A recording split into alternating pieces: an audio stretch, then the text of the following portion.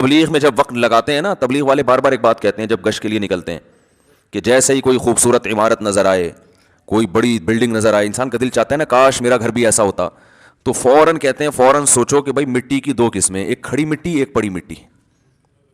یہ وہی مٹی ہے جو کھڑی کر دی ہے، ایک دن آئے گا یہ دوبارہ ختم. تو بار بار گشت میں یہ کیوں بتایا جاتا ہے کہ بھائی تم تو نکلے ہو اللہ کی محبت دل میں پیدا کرنے کے لیے، تم اگر اس دنیا سے متاثر ہو گئے، میرا یہ بنگلہ، میری یہ گاڑی، وہ فلاں کی گاڑی، میں امریکہ جماعت گئی تھی وہاں تو لوگوں کی، دبئی جماعت جائے وہاں تو سارا دن گاڑیاں، غریب آدمی دبئی چلا جائے نا وہ سارا دن گاڑیاں ہی دیکھتا رہتا ہے بیٹھ کے، ابھی یہ کیا ہے، یہ کیسی کیسی گاڑیاں لے کے، وہاں غریب سے غریب کے پاس ایسی گاڑیاں ہیں کہ جہاں مالداروں کے پاس نہیں ہوتی. تو وہ فوراً بتاتے ہیں بھائی مٹی کی دو قسمیں ہیں، مٹی سے کوئی محبت نہیں کرتا، ایک کھڑی مٹی اور ایک مٹی ہوتی ہے گارے لپائی پتائی کر کے اس کو ذرا ڈیزائن بنا کے کھڑا کر دیا ہوتا ہے، کچھ بھی نہیں ہے، اس کی کوئی حقیقت ہی نہیں ہے، ختم ہو جائے گی. یہ نہیں ختم ہوگی جو بنانے والا، اس میں رہنے والا تھوڑے دنوں میں کہاں جانے والا ہے؟ مٹی میں. تو اب آپ بتاؤ اس بلڈنگ سے دل لگانے والا، جس بلڈنگ نے بھی فنا ہونا ہے اور اس بلڈنگ میں رہنے والے کا بھی 4 دن کے بعد جنازہ اٹھنے والا ہے، اس ایسے بے وفا سے محبت کرنے والا دنیا کا سب سے بڑا بے وقوف ہے یا نہیں ہے؟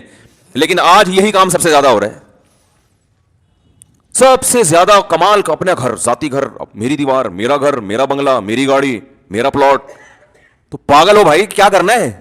ضرورت ہے تو ٹھیک ہے آپ بنائیں، پلاٹ بھی خریدیں، آپ گھر بھی بنائیں، یہ محبت کرنے کی چیزیں تھوڑی ہیں. اور اگر اس سے محبت کرو گے خدا کی قسم ایسی سزا ملے گی، اللہ دل کا سکون چھین لے گا. کیونکہ رسول اللہ صلی اللہ علیہ وسلم نے ارشاد فرمایا لو کان لابن آدم وادیا من ذهب احب ان يكون له وادیان ولن يملأ فاها الا التراب. کیسے عجیب الفاظ ہیں.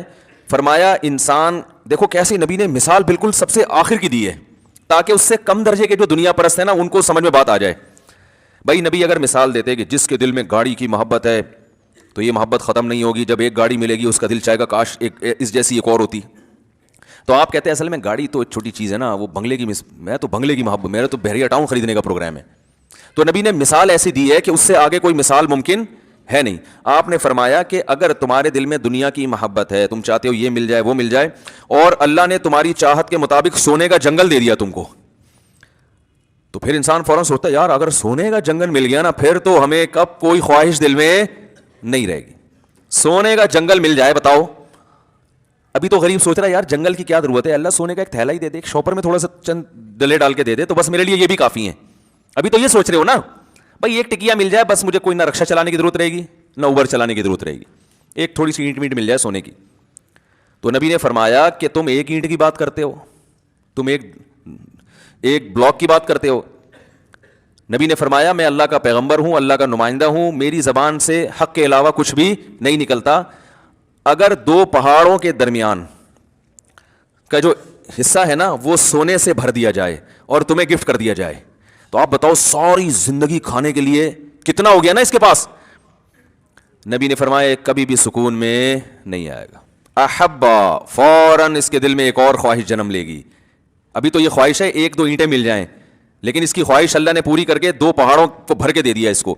تو فرمایا فوراً اس کے دل میں خواہش ہوگی اس ایک کے 2 کیسے بناؤں میں. دیکھو نبی کی حدیث پر اگر یقین نہیں آتا نا تو جن لوگوں کو سونے کے جنگل ملے ہوئے ان کے حالات دیکھ لو جا کے، کچھ چین سے بیٹھے ہوئے ہیں. ارے اپنے سیاستدانوں کو دیکھ لو، کوئی $5 ارب پی گیا، کوئی $2 ارب پی گیا، تو کیا $5 ارب پینے کے بعد انہوں نے کہا $5 ارب کا تصور کر سکتے ہو؟ ہے بھائی $5 ارب کا تصور ہے کتنے ہوتے ہیں؟ میرے خیال ہے آپ لوگ کو نہیں پتا 5 ارب ہوتے کتنے ہیں. اصل میں اتنے پیسے کبھی دیکھے ہی نہیں نا تو تصور میں بھی نہیں آ رہے ہوتے. وہ 5 ارب کا مطلب 1 ارب 100 کروڑ، 1 کروڑ کا مطلب 100 لاکھ. او بھائی وہ تو اگر وہ 5-5 ہزار کے نوٹ چائے میں ڈبو کے کھانا شروع کر دے نا وہ نوٹ ختم نہیں ہوں گے، اس کی زندگی ختم ہو جائے گی. اتنا پیسہ نوٹ سے چیزیں نہیں، ڈائریکٹ نوٹ کھانا شروع کر دیں. لیکن کیا یہ سیاستدان چین سے بیٹھتے ہیں؟ کیا یہ پھر لوگوں کی زمینوں پہ قبضہ نہیں کرتے؟ کیا پھر یہ رشوتیں دے کے اور مختلف حربوں سے یہ بھی وہ مل خرید لو، وہ مل خرید لو، یہ کر لو، وہ کر لو؟ یہ تو صبح و شام ہم اپنی آنکھوں سے دیکھ رہے ہیں کہ بھائی دولت آنے سے سکون نہیں ملتا، ہوس ختم نہیں ہوتی ہے. یہ تو ایک حقیقت ہے اور نبی نے بھی اسی حقیقت کو بیان کیا. پھر یہ ہوس ختم کیسے ہوگی؟ سوال پیدا ہوتا ہے. آپ نے فرمایا وَلَن يَمْلَأَ فَاهُ إِلَّا التُّرَابُ، قبر کی مٹی ختم کر دے گی. فرمایا اس کے منہ کو قبر کی مٹی بھرے گی، اس کا منہ جائیدادوں سے نہیں بھر سکتا، دولت اور پیسے سے بولو نا نہیں بھر سکتا. یہ سوچ ہی غلط ہے، یہ انگریز کی سوچ ہے، غیر مسلموں کی سوچ ہے. پیسہ پیسہ پیسہ. وہی غیر مسلم گورا تھا, مسلمان ہوا, لیکن وہ بیچارے کے اندر جراثیم تو وہی والے تھے نا. وہ مسلمان تو ہو گیا, اب اللہ کرے اب تک تو بہت اچھا بن چکا وہ, لیکن نیا نیا ہوا. تو وہ ایک چیز زبان سے بولتا تھا کہ بار بار پیسے کا ذکر بہت کرتا تھا کہ بھائی میں پیسے کے لیے کام کرتا ہوں, میں پیسے کے لیے کام کرتا ہوں, میں پیسے. میں نے کہا بھائی یہ مسلمان ہوا ہے, لیکن ابھی اس میں جو جراثیم ہے نا وہ پوری طرح ختم نہیں ہوئے ہیں, کیونکہ ساری زندگی پیسے میں گزری, پیسے میں گزری. میں نے کہا آہستہ آہستہ سیٹنگ پہ آ جائے گا انشاءاللہ. جب دیکھے گا نا مسلمانوں کو سخاوت کرتے ہوئے, او بھائی ایسے, میں نے تو ایسے ایسے سخی دیکھے ہیں, میں کھوپڑی حیران ہو جاتی ہے. اچھے لوگ بھی ہیں, اچھے تاجر ہیں, ایسی سخاوت, غریبوں کو کھلا رہے ہیں. مدرسوں بھی ابھی جامعۃ الرشید میں ایک ہمارے استاذ ہیں, انہوں نے دعوت کی, پتہ چلا اندرون سندھ کتنے مدرسے چل رہے ہیں, غریب ہاریوں پہ محنت کر رہے ہیں. ہزاروں ہندوؤں کو مسلمان کیا جو بالکل پست, اور ان پر پھر اپنا پیسہ لگا کے ان کے لیے مدرسے بنائے, ہاسٹل بنائے. کوئی بڑی سے بڑی این جی او ایسا نہیں کر سکتی جو ایک ایک فرد کر رہا ہے. تو میں نے کہا جب یہ گورا رہے گا نا تھوڑا سا ان لوگوں میں, تو آہستہ آہستہ اس کی سیٹنگ انشاءاللہ صحیح ہو جائے گی. تو ہم حضرت کا بیان سنا کرتے تھے, حضرت کے بیان میں پیسے کی نفی, حالانکہ حضرت کے پاس خود بہت پیسہ تھا. تو لوگ کہتے تھے اتنا پیسہ ہے اور ہر وقت پیسے کی نفی کرتے ہیں. تو حضرت فرماتے تھے کہ دیکھو کشتی, پانی کشتی کے نیچے رہے گا نا تو فائدہ مند ہے, کشتی پانی پہ چلتی رہے گی, اور اگر پانی کشتی کے اندر آ گیا تو کشتی کو تباہ کر دے گا. فرمایا جب تک یہ پیسہ دل کے باہر ہو تو یہ بہت فائدہ مند چیز ہے, اس سے بڑے کام ہو جاتے ہیں, عزت بھی ہوتی ہے, غریبوں پہ خرچ بھی کرتا ہے, بیوی بچوں کو اچھا کھلا دیتا ہے, دین کے لیے بہت کچھ کر لیتا ہے, بڑی سر اٹھا کے جی لیتا ہے انسان. لیکن اس سے محبت کرنے کی چیز نہیں ہے. جہاں یہ دل کے اندر آیا ہے ڈبو دیتا ہے انسان. اب دل کے اندر آیا ہے یا نہیں آیا, اس کی علامت کیا ہے, کیا خیال ہے بھائی؟ ایک طرف کہہ رہے ہیں تعریفیں بھی, پیسہ بڑا, جو اچھی چیز ہوتی ہے اس سے محبت تو ہوتی ہے نا بھائی. ارے کیا ہو گیا, آپ کو خود ہی سوال ہونا چاہیے نا دماغ میں, جب اتنا اچھا ہے تو محبت کیوں نہیں کریں اس سے؟ بھائی محبت اتنی کریں جتنا اچھا ہے. ہم بہت زیادہ کرنا شروع کر دیتے ہیں. ہے مسافر خانہ, ہے چھوٹنے والا. تو دیکھو جب کوئی سفر میں آپ کے ساتھ ہوتا ہے تو اچھا رفیق مل جائے, آپ کو حکم ہے اس سے محبت کرو تاکہ تمیز سے سفر گزر جائے. آپ اسی سے پھڈا کر کے بیٹھ گئے, آپ کراچی سے پشاور بس میں جا رہے ہو, کوئی بڑا تگڑا سا ماشاءاللہ پشاوری پٹھان بیٹھ گیا آپ کے ساتھ.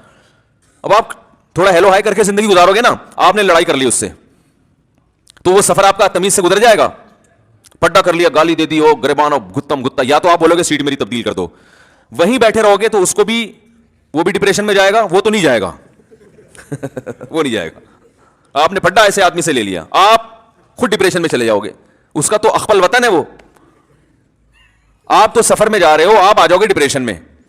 تو آپ کو چاہیے کہ آپ کی ضرورت ہے, جس کے ساتھ بھی آپ دنیا میں سفر کرتے ہو, آپ چاہتے ہو کہ محبت نہیں کر سکتے تو کم از کم پھڈا نہ کریں. پڑوسیوں سے لوگ بنا کے رکھتے ہیں, میں بھائی محلے داری کہتے ہیں نا, بھائی محلے میں رہنا ہے نا, بھر ایک سے پھڈا کیوں کریں بھائی, رہنا تو اسی محلے میں. لیکن ایسا نہیں ہوتا کہ آپ اپنے سینے سے دل نکال کے اس کو پکڑا دو کہ یار تو چونکہ بہت اچھا پڑوسی ہے, یا تو میرا سفر میں بہت اچھا ساتھی ہے. اب آپ نے اس سے عشق کی حد تک محبت کرنا شروع کر دی, سارے راز اس کو دے دیے, اور بس اسی کو راضی کرنے میں پورا سفر آپ نے گزار دیا, فون نمبر دے دیا اور محبت ہو گئی. اب جب جناب اسٹیشن پہ اتر کے وہ جا رہا ہے, یا اڈے پہ اتر کے وہ اپنے گھر جا رہا ہے, آپ پھوٹ پھوٹ کے رو رہے ہیں, یار کہاں جا رہا ہے یار. وہ کہہ رہا ہے بھائی میں اپنے گھر جا رہا ہوں. آپ کہیں یار مجھے تم سے اتنی محبت ہو گئی ہے کہ مجھ سے تو رہا نہیں جا رہا. تو کہہ گئے تمہارا ہیڈیک ہے بھائی, تمہیں محبت کرنے سے پہلے کم از کم 20 دفعہ سوچنا چاہیے تھا کہ تمہارا اسٹیشن الگ, میرا اسٹیشن الگ. تم کراچی کے ہو, میں پشاور کا ہوں, دونوں میں زمین آسمان کا فرق ہے. یا تم ملتان کے ہو, میں لاہور کا ہوں, کہیں کا بھی ہوں. تو بھائی اتنی محبت کرو ٹائم پاس کرنے کے لیے. دن رات ایک کر دیے مجھے منانے میں, مجھے راضی کرنے میں, تو بس دشمنی نہ بولتے. یہی لوگ بھی یہی کہیں گے نا.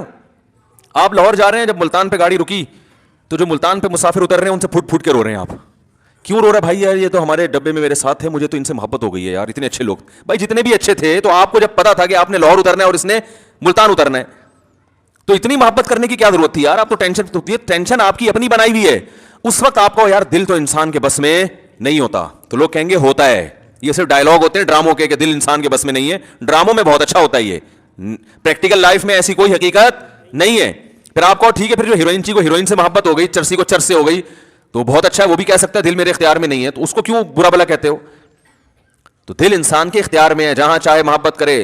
ہاں یہ ضرور ہے کہ اگر محبت اختیار میں نہیں ہے تو محبت کے اسباب بہرحال اختیار میں ہوتے ہیں, کہ انسان جس چیز کے بارے میں بار بار سوچتا ہے اس کی محبت دل میں آتی ہے, جس کی برائی سنتا ہے بار بار اس کی نفرت دل میں آتی ہے. تو جو محبت اگرچہ غیر اختیاری چیز ہے, لیکن محبت پیدا کرنے کے جو اسباب اور وسائل ہیں وہ اپنے اختیار میں ہوتے ہیں انسان کے. سمجھ رہے کہ نہیں سمجھ رہے؟